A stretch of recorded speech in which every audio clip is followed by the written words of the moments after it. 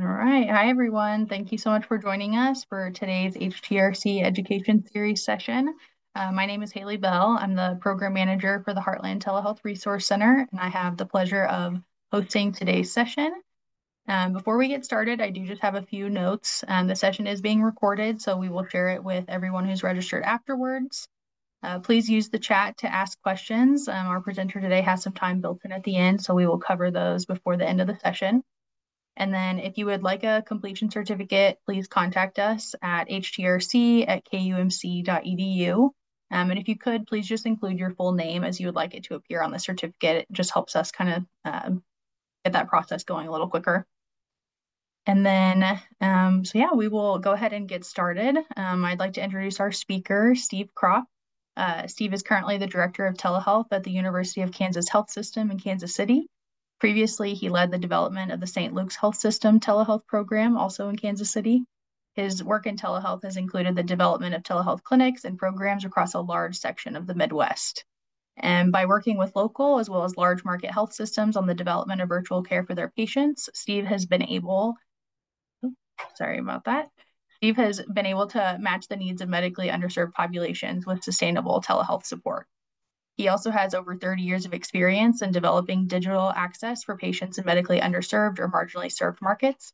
Steve currently lives with his wife in the metropolis of Napoleon, Missouri, with that population of 987. So thank you so much, Steve, for joining us again today, and I will go ahead and hand it over to you. Thanks, Haley. I think our population's gone down a little bit in Napoleon, but we're still close in that range. Combined with our unified school district of Wellington, hey, it's great to be with the group today and see so many good things coming out from the Heartland Telehealth Resource Center. Appreciate Haley's leadership in helping us get this set up today. And what we're going to share today is kind of a continuation of some information that we shared in Minnesota earlier this year at the Great Plains Telehealth meeting. And I like being in person, but we can make this work today very well. Ideally, understanding whether you are a metropolitan facility in healthcare, looking at trying to provide services out to regional areas, or if you are in a regional area, maybe in a small or medium market hospital, maybe a critical access hospital, and trying to understand a better way to provide care for the patients in your community, and kind of to bend the program or bend the presentation in a direction depending on the number. So we're going to try to touch on both those heads today, because as we think about the way data drives healthcare decisions, it's going to look one way for a facility, say a KU or a St. Luke's sitting in a metropolitan area that's a tertiary or quaternary center, versus someone who may be sitting in a smaller facility like Great Bend, Kansas, one that we work with out in South Central Kansas, or maybe up in Chillicothe or Trenton, Missouri. So one of the things that I want to talk about today is just that idea of access. And speaking with administrators about what that access looks like, how you're going to build that for future generations, if you will, in your community, but then also future generations for that academic or that tertiary center, so that you have a really strong base of providing access to patients across the region. I've been with KU for about 6 years now, as Haley mentioned, was with St. Luke's prior to that. Really enjoy the opportunity of working with facilities where they have an eye and a passion for delivering care where patients reside. Most of you are aware, if you've listened to any type of telehealth program at all, aware of the idea of aging in place. And I know from someone who grew up in rural Oklahoma, also, again, living in a rural area here in western Missouri, people choose to live in those areas, probably not because of the healthcare that's in those communities, but because of the quality of life that they appreciate or the style that they appreciate. That should not detract from, nor should it limit them in the way or the manner in which they receive healthcare. And I think telehealth is a major driver. Most of you who are on today, I think that we've got 54 people that are showing now. Most of you are aware of just that very fact, that telehealth can be kind of a leveler across different regions, so that the same quality that someone could receive in Westwood, Kansas, can be delivered to a farmer who's in a combine in western Kansas for a follow-up. So with that said, most of you are fully aware of the breadth and the depth of KU and what we have to offer. I think we have over 1,500 physicians. I think that information is a little dated. We probably have many more than that now, around 1,300 plus patient beds. And each year, regularly over 1.5 million outpatient visits.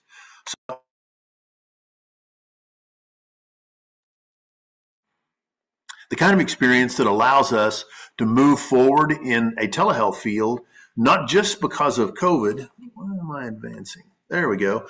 But also because the market's driving that. When you think about the way that in your hospital or in your health system you communicate with the executives in your program, I want you to pause just for a moment and think of the last couple of meetings that you had to try to promote something within your telehealth program. And ask yourself, was that conversation met with kind of a blank stare? Or were those folks that were hearing your proposal or maybe hearing ideas, the projects that you were presenting, was there buy-in?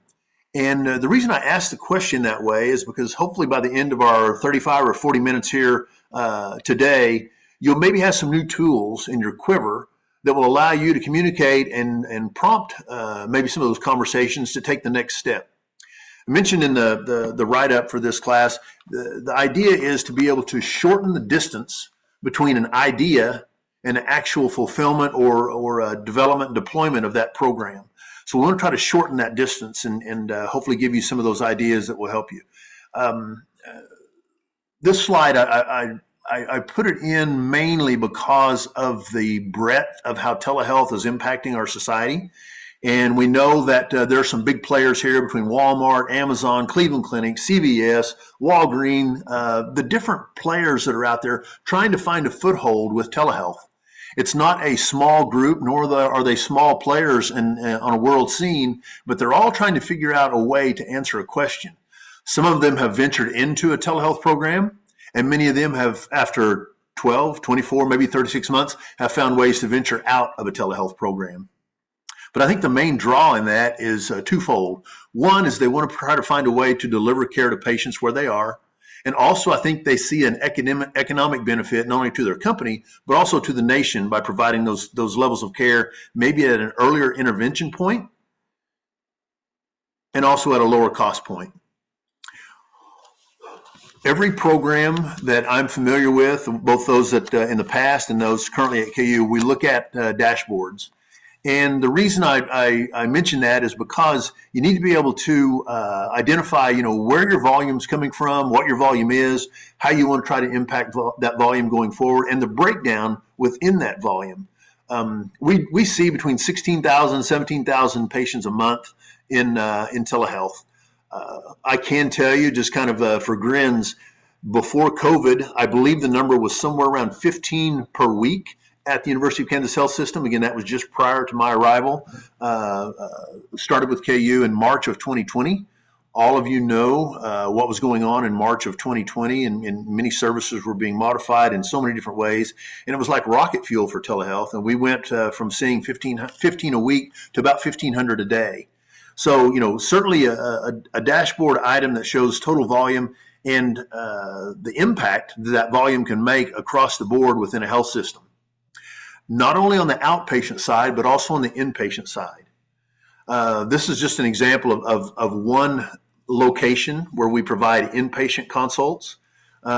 We can see from month to month that we have a steady run of about 40 to 50 patients a month are being seen on an inpatient basis in Great Bend, Kansas. Now, the bar that draws your attention quickly is that February bar.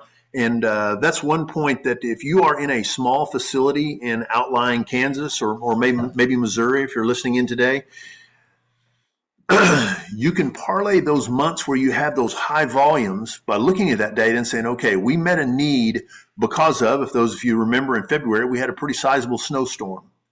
And in that situation, care was, I'm going to say limited, but we had to modify the way that care was delivered in the month of February because some physicians weren't traveling.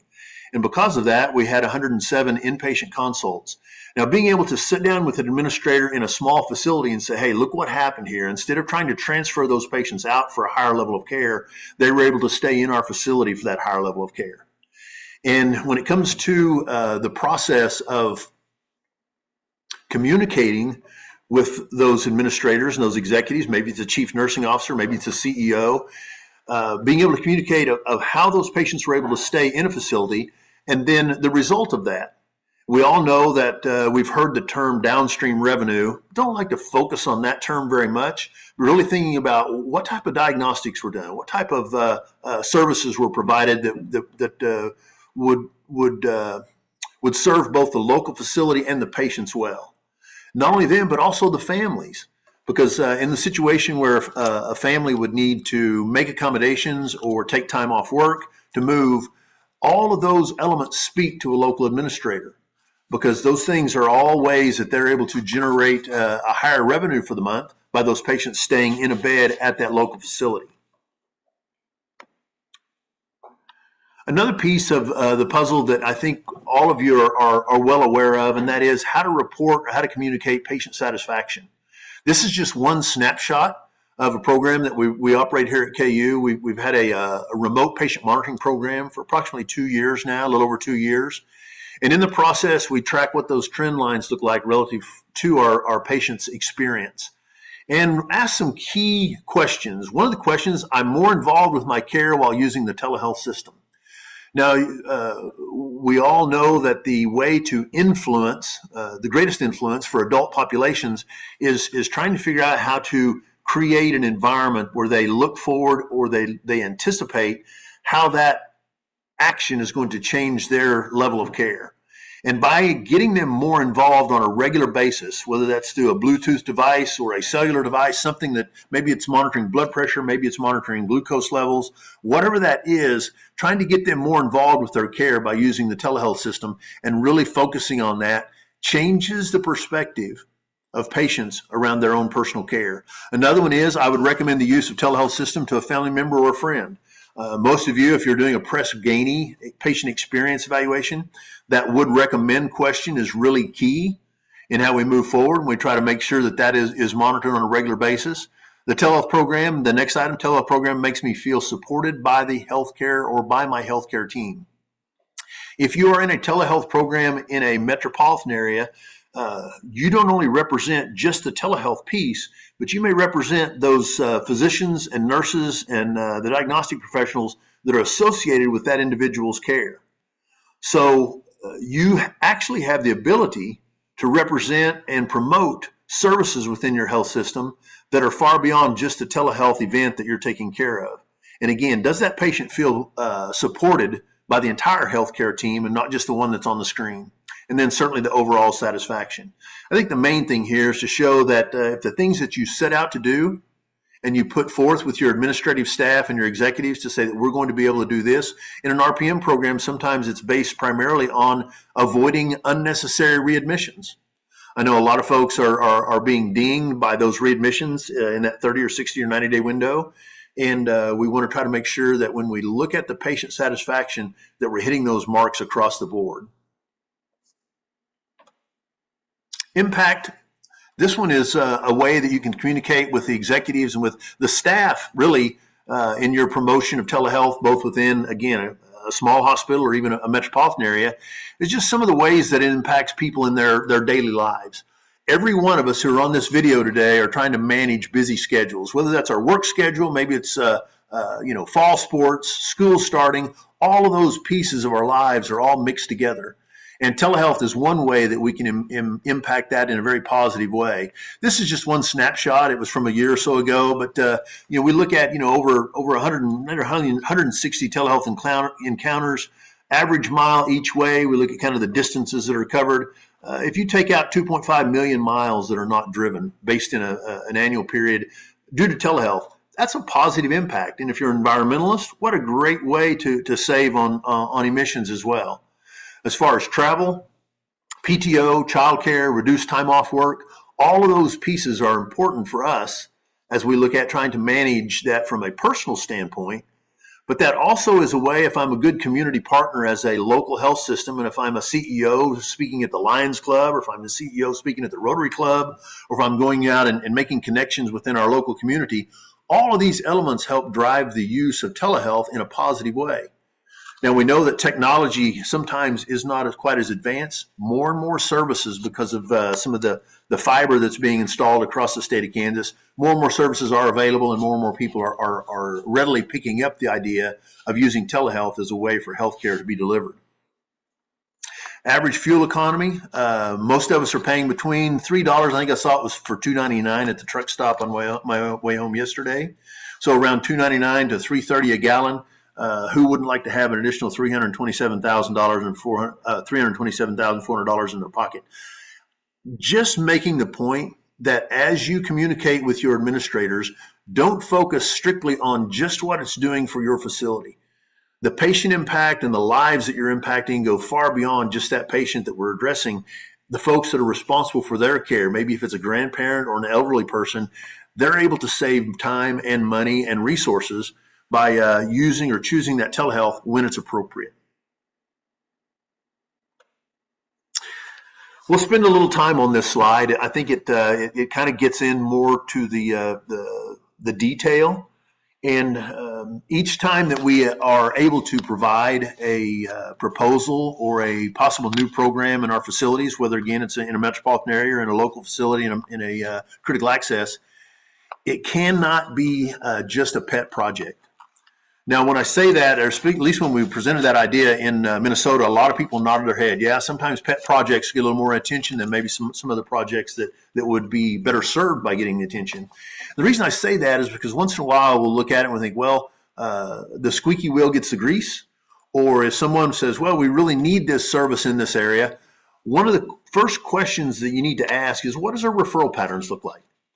And if you are a regional facility and you're trying to develop new programs for local patients and keep them close to home or be able to age in place, be able to find out where those patients are going now for that care. Ideally, you can have a visiting specialist who will come in and maybe keep 5, 10, maybe 15 patients a month in your facility. Again, all that diagnostic information is captured there. They're in your medical record and you're able to bill for those charges. But the main thing is that they have access to that care in a very easy way. If it's just a pet project, you might find yourself developing and doing a lot of legwork and developing a program, and you get no referrals. You get no activity. There's no volume that comes through that.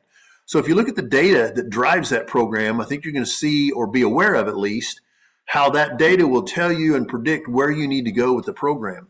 I'll give an example here in a moment of a program that we looked at here at KU, and there was some skepticism at first, but I think as we looked at the data, we're in the process of developing that program now, and it's in telerheumatology. And we had to make sure that from the beginning that it wasn't just a pet project. I think the next thing is provider engagement. It's going to be varied. I think if you were to survey physicians across the nation, there's a much more receptive air or tone relative to telehealth right now. But I also know that there are some physicians who are still very hesitant to embrace it closely. So you want to make sure that you have and do the homework and the necessary steps to make sure that you have strong provider engagement. You'll find and probably have already found that there's some physicians and providers, nurse practitioners who are quick studies when it comes to picking up and utilizing the telehealth resource. Others are going to be reluctant. So as you propose these things to your administrators, make sure you've done your homework and you know that you've got a good, I'll use the term physician champion, or at least providers sufficient enough to make the program go and that you've got their support. Speak the language your executives speak to move your program forward. One thing that I would encourage you, and I think we talked about this at one other place, and that is find a way to connect with your CFO or a good resource in your billing and compliance department. I have a great opportunity to work with the folks in our program or here at our University of Health, Kansas Health System, and they help guide us in so many ways. One of the ways is that they help us to look for pitfalls in the program before we start. That's one way that you can truly anticipate and speak the language of the executives, because they're going to be looking for these things before you even start. I know in the program, sometimes I'll present a program and my executive director will say, well, what do you think about this? Well, why would we want to do that? And it's not that they're trying to eliminate or to thwart the program, but they know the questions are going to be asked when that program finally makes it to the floor or to the discussion topics within a particular executive group. So be able to identify those things on the front end and do your homework. getting good advocates along the way. Like I said, someone from billing and compliance, or maybe someone from your finance department, creating a good network of folks who can help you answer questions, or maybe in your policy program to know or how to anticipate what the next legislative changes are going to look like. All those pieces will help you in your development of a program. Again, whether you're in a metropolitan area or in a small area. Advocate for legislative advancement for solid telehealth initiatives. This is one that I think we all are acutely aware of right now in 2025. I'd love if we were all together, I would ask the question, how many times has Congress kicked the can down the road relative to telehealth services? I'll kind of pause there and let you kind of percolate on that. One way that it helps, I know that sometimes things come out, and hopefully you have a good public relations program that's advocating for strong telehealth programs. Whether that program is how we're going to address September 30th and the next things that are coming down the pike there, whether they're going to continue the Medicare services, and those services that were relaxed during COVID, that we kind of see those things continuing, but it causes a little bit of angst in everyone. I know it does within administrators and executives, whether or not, okay, are we going to continue this? Do we need to prepare for more in-person, in-office visits versus these 16,000 telehealth visits that we're seeing right now? All of those questions are going to be brought to bear. You need to be able to anticipate and plan, advocate, and really stay in touch with those decisions that are being made from a national or state level. We all have an important role within our health systems, again regardless of the size of that health system, to work very closely with the source of truth, and that being your electronic medical record. We happen to be an Epic program here at KU, and as we anticipate the startup of new programs, we always ask the question, how does this work with our Epic medical record? We made a switch about a year ago this month, a year ago in August. We went from Zoom related or supported video and virtual visits to Epic Video Client. Not advocating one way or the other, but I know that it took an army of people for us to move around that particular initiative here at the university. And by doing so, I think we made a very good decision, and it made it more organic to Epic. And they've done a really good job at making that flow. But the main thing is that as you look at that source of truth, how easy is it for that physician or his or her nurse to click into that video call? And once it's complete, how does that video call translate back into an easy billing process for your health system? Finding a way to connect it to that source of truth and tying it back into that at every turn is one key component that you can head off from the beginning of your planning stage to make sure that your executives know that you've done your homework and know how that's going to be initiated, how it's going to be scheduled, how the provider is going to initiate it, and then how the wrap-up is going to be done at the end. We know that our websites drive our digital customers. We won't spend a lot of time on that. Hopefully each one of you, at least every 6 months, if not at least every 12 months, look at your digital footprint for telehealth. Are you, have you changed policies? Have the processes all continued to be the same? And do patients find it easy once they get onto your website to click on for a virtual visit? I know most of you are probably engaged in some way, shape, or form of virtual visit on demand, maybe an urgent care program. The value of that urgent care, primary care, inpatient, post-acute telehealth services all fitting together. And again, as you visit with your administration, if it's a siloed activity, you're probably going to be met with some resistance. But if you can find a way to attach that to a continuum of care that goes from pre-hospital, primary care, or urgent care into an inpatient stay, and then post-acute, whether that's through a virtual hospice program, maybe it's virtual rehab, those types of things that support patients at every step of the healthcare continuum, I think you'll find yourselves in a better position when you make that presentation to your executive team. Creating the right KPIs to reveal the value add telehealth brings to your program. One question that I know that we talk in our telehealth team here at KU a lot about is, how does our payer mix impact our program. We're going to talk a little bit more about that later today. But one of the things that's so key in our payer mix program is whether or not we're identifying those patients who are going to get the greatest benefit from an in-person visit versus a telehealth visit, and trying to create and match value with that particular experience. If your strategic plan, and hopefully you have access to your strategic plan at the facility where you are, maybe it's an abbreviated version that you can look at, I encourage you to spend time with that strategic plan, even to the point where maybe you and maybe 2 or 3 other individuals that are keen on supporting some telehealth initiatives, and identify maybe out of the 50 or 60 initiatives in your strategic plan, maybe 10 or 15 of them that telehealth can contribute to. I know that regional referrals and regional access are key to most programs' forward thinking, and figure out how can we create a model where telehealth helps deliver that. And we use a program, or we use a model called Match, Pace, and Lead. And if you match, pace, and lead, you can find out where someone is in their program. We'll use Great Bend, for example, where they were with their program as far as their telehealth program, and match where they are now. And then pace yourself with them, and over time you can lead in a particular direction. I think that works with almost all services. If you try to make that abrupt change, it usually met with some resistance. But if you can match and pace with the program, and then slowly find a way to lead them in the particular direction that telehealth brings, I think your receptivity rate goes up. Engaging a resource in your billing and compliance department. I touched on that as far as the key billing tip sheets that are created, so that not only your billing team, but also maybe some of your nursing staff and your clinical team, they also know the key elements of telehealth. Most of you are in a situation now where we can still bill for audio only, or versus telehealth requirement or video requirement. As those things evolve, again, maybe in the next 30 to 60 days, we need to be aware of, so that those key billing tip sheets can be updated, so that not patients, but our staff across the system can be fully aware, and you can lead that decision as opposed to being on the receiving end of it. Key drivers for program success: revenue stream delivering positive ROI.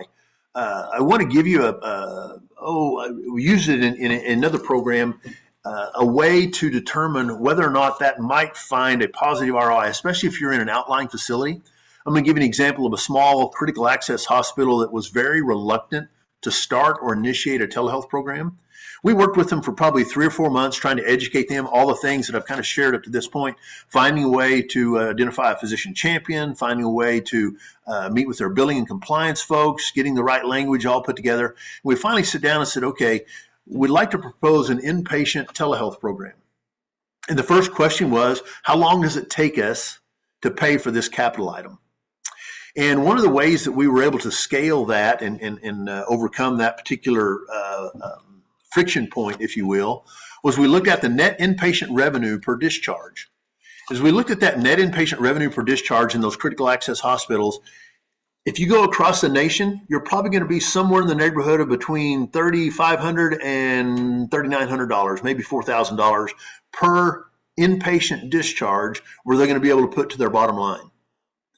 Now, again, because they're cost-based reimbursed, that puts you in a little unique position, especially for Medicare patients. So we kind of used that as a model. And we figured out that they would have to retain 10 patients in 1 year that they normally send out of that facility to pay for the capital equipment for that particular device. So pause and just calculate, if you can, where you are right now. Telehealth equipment and the hardware that's used to build a telehealth program has come down drastically since we went through that first initiative, probably 8 to 10 years ago. But I want you to think for a moment about how you can communicate with your executives. Again, this is primarily for the small hospitals across Kansas, and show them that, if we are able to keep 5, 8, 10 patients that we're sending to someone else right now, we would be able to be in the black, or at least pay for that capital equipment in the first year, maybe in the first 6 months. The example that I use, this particular critical access hospital, they decided to go ahead. They bought the equipment. We had it in place for approximately 60 days. And at the end of that first 2 months, the administrator, the executive of that hospital called my office and he said, "Hey, how can we get a second telehealth unit?" And believe me, I was surprised. But the impact was that he saw that they were actually able to develop a telehospitalist program. They were doing inpatient cardiac, pulmonary, and neuro consults in that facility. And from that, they were able to retain patients that normally had been sent to either a competing hospital or down to a metropolitan facility. Now, just pause for a moment again and think about how that is going to impact the decision-making process of a local administrative staff or local executive staff. On the flip side, if you're the tertiary center or the quaternary center, and you're able to go in and you're able to help show that local facility how to retain patients, most facilities, I heard this at one of the telehealth, American Telehealth Association meetings, said every hospital in the nation is trying to do a couple of things. They're trying to retain patients and retain their earnings. And if you think about it as a tertiary health system, if I can go in and say, hey, we're going to help you retain patients, we don't want those unnecessary referrals or those unnecessary admissions at our facility. We want to help those patients have good access, but we want to keep them in that right facility, right patient, right time, right place, all those types of things. We want to keep that patient in the right facility. And as a administrator or executive in a tertiary or quaternary facility, you're able to find ways to partner and walk very closely, match and pace with those local administrators, so that when they do need access for a higher level of care, your facilities is in sync or in step or pacing with them, so that can be a natural outgrowth of that. The next one is cost avoidance and strong clinical outcomes. This is a little tougher sell in the environment or in the part of the nation where we live. I've got a couple slides coming up here to talk about fee-for-service versus value-based care. But when you talk cost avoidance with some administrators, their eyes kind of roll back and they think, okay, we want to try to avoid unnecessary costs, but that's not the driving factor for us right now. Well, I think if we can believe some of the talking heads in healthcare right now and some of those think tanks, we know that idea of value-based care is going to continue to expand and grow. Maybe not at the pace that some say, but we believe that it seems to be the right thing in most markets. Say, okay, we're going to have that value-based reimbursement model. A stronger presence will be felt. We need to figure out ways that we can avoid those unnecessary costs and develop those strong clinical outcomes. And I think telehealth does both of those. We know that sometimes earlier intervention for some chronic conditions can help avoid total cost for that. Also, the clinical outcomes that at least we're able to show within our RPM program, where we are able to keep people out of the hospital, and we've been able to validate that over the 24 months for folks that maybe have had 2 or 3 admissions before they enter the RPM program. And while they're on the RPM program, they had no admissions, and even 6 to 12 months afterwards. Again, because they learn how to manage their care better and find ways to have strong clinical outcomes and avoid costs. The last thing, and again, this is something that it borders more on kind of the reason that many of us got into the field of healthcare, is you have to figure out, is it the right thing to do for the patient? I'll give you one kind of just a personal experience with this. In my previous role on the other side of the state lines, I had a call from one of our outlying facilities that had I think it was an 86-year-old female in a hospital bed, had breast cancer, had several comorbidities along with that, and they were going to require a transfer down to Kansas City for an oncologist to take a look at the patient and then send them back. And when my office received that call, I thought, okay, if that was my grandmother in that small community, what would I want to happen?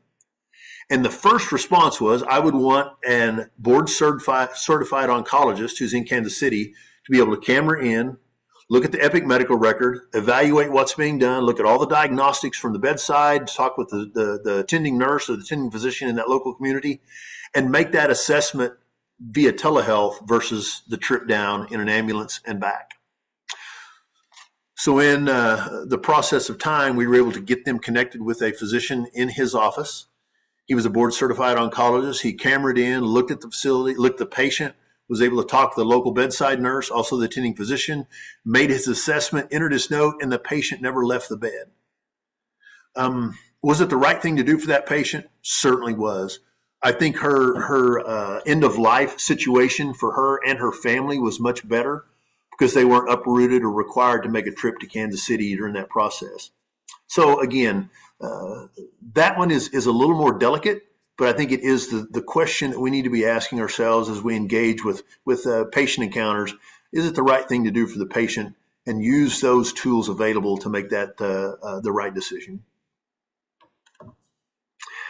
I used the example a moment ago of telerheumatology. This is just one example of some of the data that we tried to capture in preparation for that assessment. Again, before a decision was ever made or we ever saw a patient in Great Bend relative to telerheumatology, and we're still working on that program, by the way. It's not in place yet. But one of the things that we made sure we did was looked at what's our age range, what's our volume of patient referrals, what's the referral to rheumatology, where are they going right now? Are they going outside the system? Are they staying in the system? All of those data elements, for it to be a data-driven decision, have to be reviewed. And being able to work with the clinic team, some of their business folks, all of those pieces play into the fact that we're still in the process of developing and evaluating how that's going to perform out in Great Bend. Some would say, well, it shouldn't take 6 months or 10 months for a program to develop. I would probably argue differently on that, especially if patients are not going without care now, but it's simply a way that you can provide or add a layer of convenience to make sure you do the homework and provide the data to make sure that as you do decide to provide that service, that your physicians aren't twiddling thumbs, or that it's not a wasted space on a very busy schedule or opportunity on a particularly busy schedule. Now we come to a little more, I want to say a difficult question, but when we think about that conversation with those administrators, you need to have a very clear understanding about what type of payer mix you have and also what type of reimbursement model you're functioning. If most of you are in the state of Kansas, most of you are in a very fee-for-service rich environment, and depending on your payer mix and reimbursement models in your region, you may find different factors impacting your telehealth program design. And it will impact the different decisions that your administration might make. I say that most of you are fully aware of the fact that if we are in a more capitated or in a value-based system, we need to find ways to reduce our cost, have better clinical outcomes, and to keep those patients in a low-cost environment. Telehealth plays a very key role in that going forward. But if we're still in a fee-for-service, sometimes decisions are made and we have to model and balance all of the elements of that financial decision with those issues surrounding our fee-for-service model. I'll show you an example of that. It's kind of a crude picture, but because we're all here in the Midwest, hopefully you're finding a little bit of a chuckle in this. This poor animal found itself with a couple of legs on both sides of the fence. And I think for the current time being, we have to walk with both a foot in both camps. Both in fee-for-service side, because that's primarily the way that we're reimbursed and keep the lights on and the doors open, but also anticipating what does it look like for a value-based system to be more prominent in our area. The first time I used this slide was at a Missouri Legislative Day. We used to promote every year with the University of Missouri a legislative day to talk specifically about telehealth in the state. And we were talking about decisions that are made and how currently both Missouri and Kansas are very fee-for-service, but we need to be able to anticipate how to move toward more of a value-based model. For those of you who may not be as well aware, just real quickly, the value-based care model is a healthcare delivery system where providers are paid based on the quality of care they deliver for patients rather than simply the quantity. Those two things right there cannot be mutually exclusive. We have to be able to work on both of them. Incentivizing them to focus on improving patient outcomes and managing costs effectively, often by incorporating preventive measures and coordinated care approaches.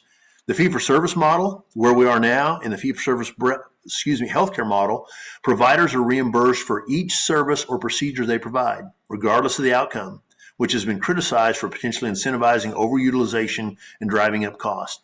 Now, I'm sure that every one of us, the facilities with we work, we wouldn't overutilize and we wouldn't drive up costs intentionally. But because of the model that we all work in, we have to be cognizant of and we have to be aware of that when we talk to executives, I need to know what is the model that we're being reimbursed by in my facility. And again, pretty safe to say that in our state of Kansas, we're more fee-for-service focused. But as you look at that and you see how telehealth can impact so many different ways that a patient is cared for, you can start seeing how it will be more important in a value-based care model. Just kind of as a side note, after the program in Minnesota, Mayo was one of the presenters, and I asked the two presenters, one was the director, one was their co-director, and they had a very prominent, they had over 1,000 people, clients or patients in their remote patient monitoring program. And I said, hey, how's your reimbursement going for that? How are you guys being reimbursed, and you know, what does your finances look like? And they kind of looked at each other, looked back, and they said, remote patient monitoring doesn't pay for itself, which is no surprise to any of us. We know that the billing amounts that are available through CMS and through Medicare or through CMS are not sufficient to pay for that service. But they made the point that the administrators, at least at Mayo, they were clear that they were going to do this because it was the right thing to do for patients. Now, I'm not saying that's the right decision or the wrong decision, but it was a clear picture to me that as we move forward in providing these types of services that technology can deliver, it's going to require some of those folks that are in key leadership and executive positions to see, does this have to come up with a way to be in the black, or can we do this and provide this service for patients because we know it's going to help keep people out of the hospital? That's a key question, I think, as we go forward across the board for telehealth. Legislative hurdles to scale. This one I did kind of tongue in cheek. I know that you all were looking in with bated breath at March 30th. Well, the can was kicked down the road to September 30th. And now we find ourselves about 45 days away from September 30th, wondering what will happen next.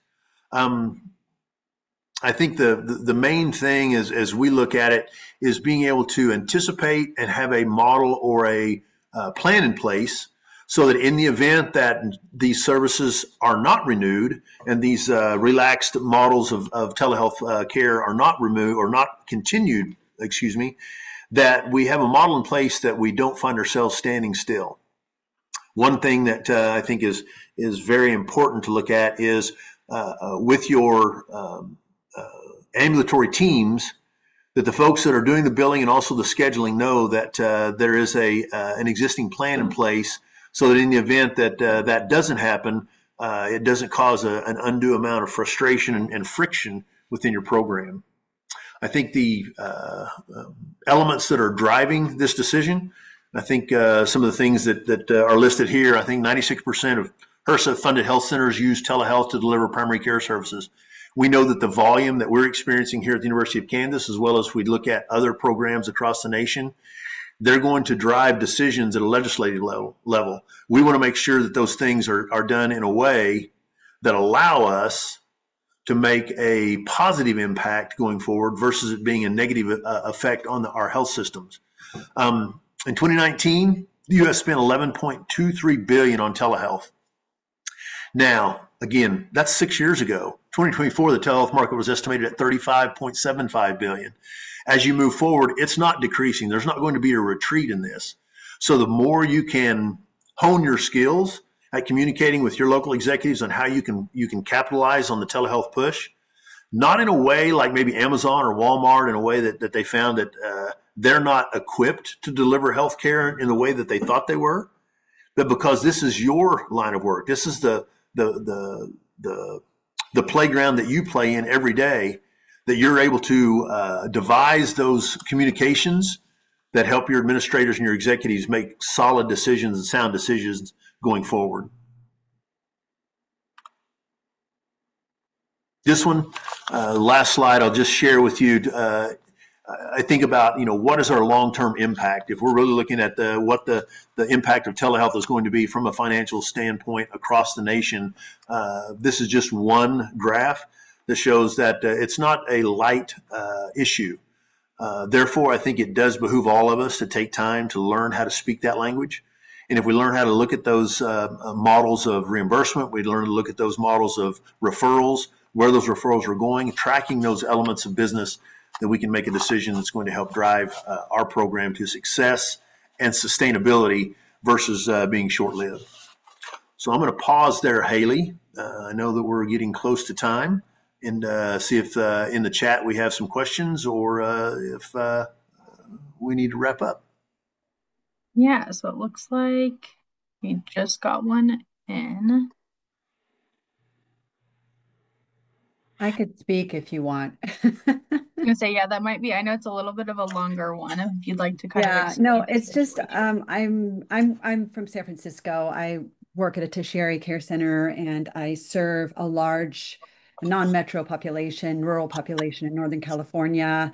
I help manage people living with liver disease, all kinds of liver disease. Mm-hmm. So I run a shared medical appointment telehealth model of care delivery, which works really well, but I get a lot of pushback from management and things like that for support to build the program more and expand it.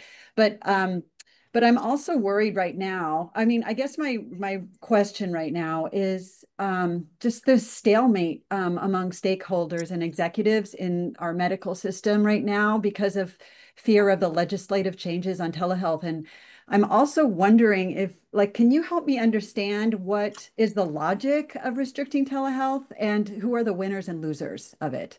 It's just, I'm trying to understand. And also, what can I do to help the this to, like, what can we do? Yep. Yep. Good question. I'm not sure I'm going to be able to offer a valid answer for you, but certainly give you my opinion in some of the things. When you say you're in San Francisco, Correct. UC San Francisco. okay, and the push that you're getting, you mentioned you're being pushed, and the Yeah. push is for you to grow and expand that program. No, it's actually like I'm a nurse practitioner. It's a nurse practitioner led program, and Uh-huh. I just don't get a lot of support to help for the set up the group visits. We kind of just wing it every quarter. We run like a group visit of 6 patients, and it's a lot of heavy lifting on the nurse practitioner part. Mm-hmm. And I was hoping it's been 5 years that we've had this program that we would get better medical assistant support for it. And we do bill for these visits Okay. at a level 3. So there is RVU, we have the RVU model. We have to have, so we are getting RVUs for these visits, and it's worth it. It's a 90-minute visit. Mm-hmm. Do you know what what shared medical appointments are, right, Steve? Where you've got multiple providers that are seeing that patient. No, actually, it's one provider with multiple patients. Okay. Okay. I see what Yeah, I see it what you're works going at. really It's well like with a almost like a chronic group. disease. It's like, yeah, like a group session. Correct, Yep. correct. And Okay. it's psychoeducation, so you're educating and helping the patients to like to engage in their own care. So there's a lot of, when we're talking about chronic illness, we need to empower people to take charge, like in self-management. And it's a model that I think really works very well. Lisa, the question I have, and thank you for clarifying that. The question I have is, in the data that you're able to report on the 6 patients that you have or so, if you were to look at the last 6 to 12 months, can you show that those patients that are in your program are reducing their spend, are reducing their admissions, are seeing improvement in their care? Okay. I need to, this is helpful for me. I need to get my leadership involved in helping me with this data. Yep. So That reducing, reducing readmissions or uh-huh. admissions. If you're working with a liver disease group, I mean, my goodness, that's a population that certainly needs that care. Mhm. But and again, your administrative team, they're looking to you to say, hey, here's the impact we've been able to have. We saw 36 patients in the last 12 months, and none of these patients were admitted for a care at an inpatient facility. And 4 of them are, they have improved liver enzymes. I don't know. I'm speaking way out of school on that. But something that you can show from a data standpoint or a dashboard that you're making a positive impact in the lives of those patients. That's helpful. Thank you. And then for the other part of my question about legislative, I'm sure everybody's asking that question here. Yeah, that I know. Here in the Midwest, one of the things that we do, and the executive I report to, he spends a lot of time in Topeka, which is the state capital. Whenever there are any initiatives or any discussions going on regarding telehealth within the state, and we also have a very active public relations department that spends time communicating with folks when questions come up about telehealth at a national level. So I think those are two things. Writing your congressmen, congresswomen, they need to hear that your services are being provided in a shared model, trying to reduce cost and improve the care of patients or constituents in their particular voting district. They need to hear that. Thank you. You bet. Thank you for the question. That was a thought provoking one. We do still have a little bit of time. If there are any other questions, I'll give it a minute or so for anyone to enter those into the chat.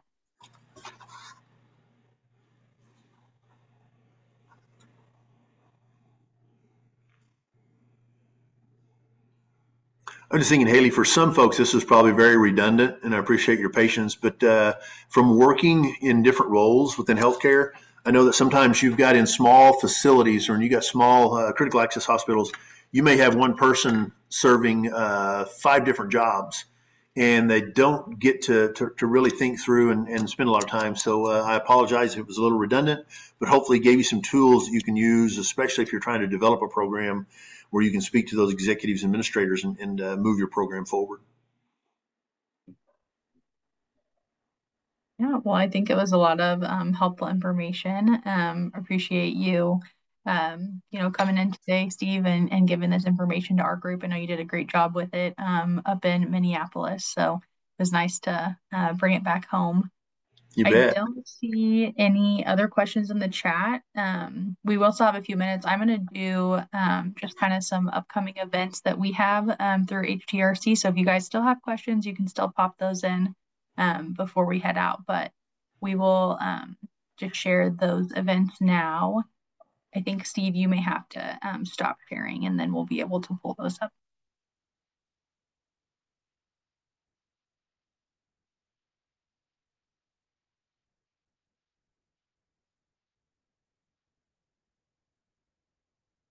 All right, there we go. So August is a pretty busy month over here for the HTRC. So we do have another webinar coming up on Friday.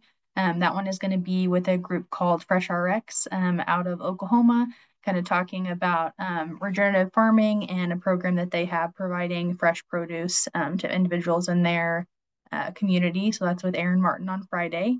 And then we will have a kind of co-hosted webinar with ourselves as well as the Texla TRC. That one's more focused on nutrition. So we'll have Dr. Logan Winkleman, who is an LPC, as well as Megan Olalde, who's a clinical research coordinator out of KU. They're both going to talk about their roles and how they work to advance nutrition within those. And then closing out at the end of the month, we will have Rochelle Marding. She'll come in to go over the new proposed physician fee schedule. So yeah, they will all be at noon on those dates. We definitely look forward to seeing everyone there. So I appreciate kind of taking the time to go over those events. It does look like we did get a few other questions in the chat. Looks like one was focused on if the value-based model can be implemented through government grants, such as HRSA or Ryan White. I'd have to go back and check. My initial thought is that like most programs that are initiated under a grant, when that grant expires, the program struggles. So just want to make sure that if it is a part of a Ryan White or HRSA grant or something like that, that those dollars are extended for a finite period of time. It has to be sustainable beyond that. So you would want to make sure what your prevailing payer mix and payer models are like in your particular area to determine how that might be sustained long term. Thank you, Steve. And then it looks like we had another question from Hamina, looking to see if this could be for you, Steve, or there may be other people in the chat too that may have experience, but any experience with the URAC telehealth accreditation? Looks like Jimena says they've initiated that process and recently submitted an application. That would probably be better served by someone else than I. And that's okay too. We could definitely follow up on that question. Jimena, if you want to reach out to us at the email htrc@kumc.edu, we can try to help get you a few more resources there. But I just want to say thank you so much again, Steve. Appreciate you coming today, and thank you all for joining us. We look forward to seeing you next time. Thanks, Haley. Yeah, thank you.